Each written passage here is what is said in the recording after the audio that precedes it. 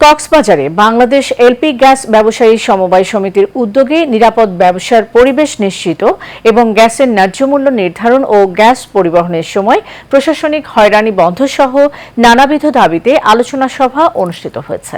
কলাতলীর অভিজাত হলরুমের আয়োজিত সভায় প্রধান আলোচক ছিলেন সংগঠনের কেন্দ্রীয় সাধারণ সম্পাদক হামিদ লতিফ ভূঁইয়া কামাল।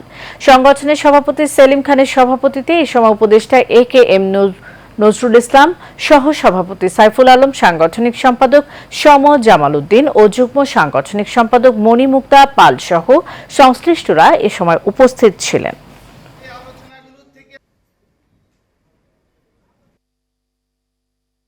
যাতে অনিয়মতান্ত্রিক পন্থায় কোনো কিছু করতে না পারে, আমরা সজাগ থাকার জন্য, ব্যবসায়ীদের সার্বিক সহযোগিতার জন্য এবং সজাগ করে দেওয়ার জন্যই আমাদের এই আয়োজন। শত প্রতিকূলতার ভিতরেও এলপি ব্যবসায়ীরা কিন্তু এলপি গ্যাসটা বাড়িতে ঘরে সাপ্লাই তারা নিশ্চিত করে, সেখানে পুলিশ নানানভাবে হয়রানি করে, এগুলো যেন করা না হয়। সবচেয়ে বেশি হুমকিতে আছি বাংলা এলপি গ্যাস ফিলিং স্টেশনগুলোর কারণে, কারণ ফিলিং স্টেশনগুলোর কারণে অবৈধভাবে গ্যাস বোতলজাতকরণ করা হচ্ছে, যা অত্যন্ত হুমকির সম্মুখীন। এবং এই